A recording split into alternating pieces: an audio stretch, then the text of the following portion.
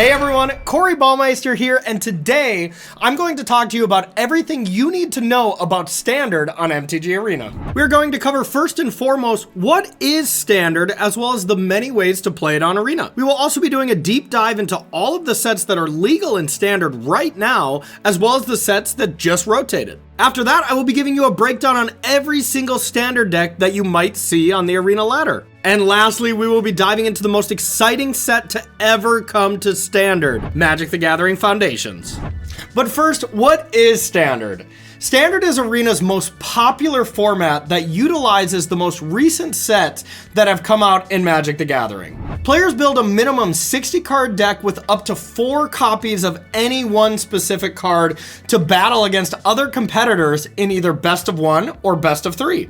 In best of 3, the first person to win 2 games will be the winner of the match. In between each game, you will have access to a 15 card sideboard where you can take cards out and bring other cards in to help you out against certain decks. In best of 1, there is no sideboarding involved. You just bring your 60 card deck for one single game, winner takes all. Now let's talk about all the cards that are legal in Standard right now. Standard is made up of 11 sets right now, starting with Dominaria United, working its way all the way to Duskmourn House of Horrors. That's thousands upon thousands of cards to build your very best Standard deck. Now these sets won't be in Standard forever, as Standard is a rotating format that changes about every year and a half or so.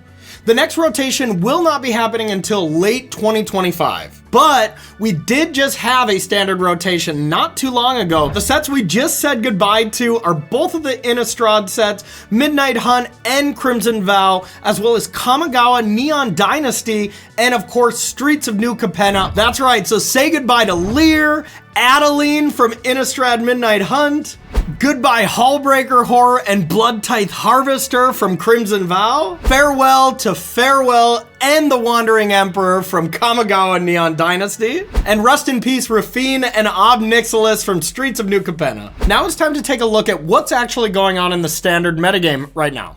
Standard is a format where you can pretty much play anything you want right now and have some success.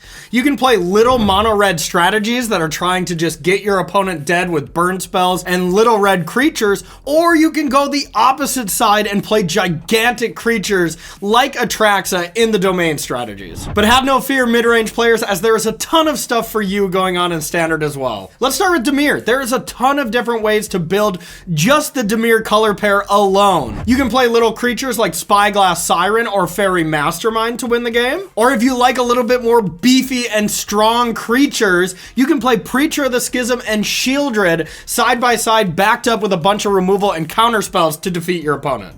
Or if you think you're just as smart as our reigning world champion Javier Dominguez, you can play his version of Dimir that utilizes a combo finish with Doomsday Excruciator and Jace the Perfected Mind to mill out your opponent.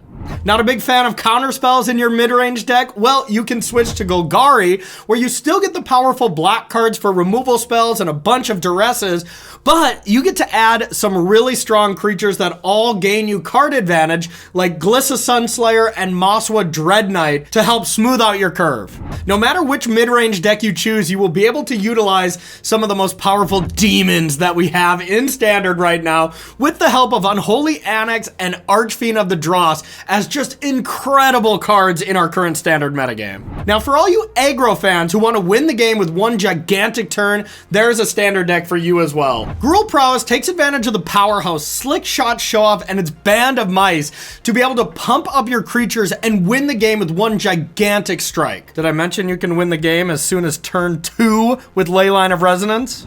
Not a fan of attacking and a much bigger fan of countering your opponent's spells? Well, Azorius Oculus might be the deck for you. You can back up Abhorrent Oculus and Huarijin with a bunch of counter spells so you can win the game with one of these gigantic creatures while controlling your opponent's battlefield. If one of these powerful creatures dies or you mill it over yourself, you can use Helping Hand or Recommission to bring those powerful threats back and really tax your opponent's removal spells. This deck did extremely good at the World Championship earlier this year, and something that I expect to continue doing well on the Arena ladder. Now, is all of that way too easy for you and you'd rather be solving complex calculus problems while you play Magic? Well, then I have a deck for you that is otter this world. Okay, so maybe that joke was bad, but this deck is far from it. This Teamer deck is a combo deck using Valley Floodcaller and Enduring Vitality to cast This Town Ain't Big Enough for the Two of Us to return your Storm Chaser talent to your hand.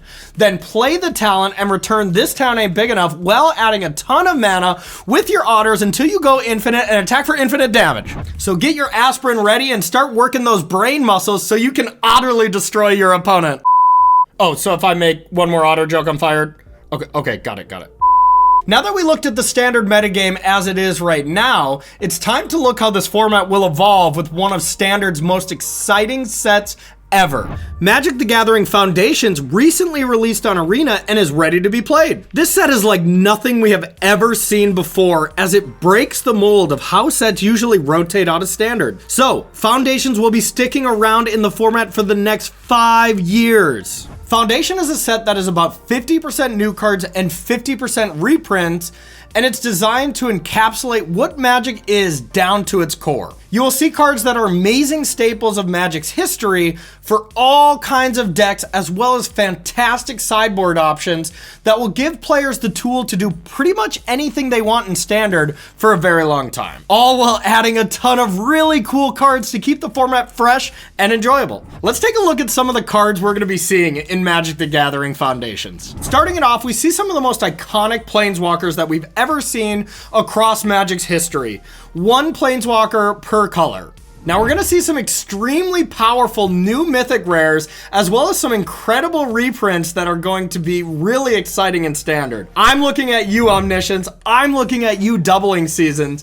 All the token gamers are going to be rejoicing at seeing the inclusion of Doubling Season. We're going to see some cards that have been Standard all-stars in the past. Flamewake Phoenix is a great card for these hyper-aggressive red decks that are trying to win the game extremely quickly.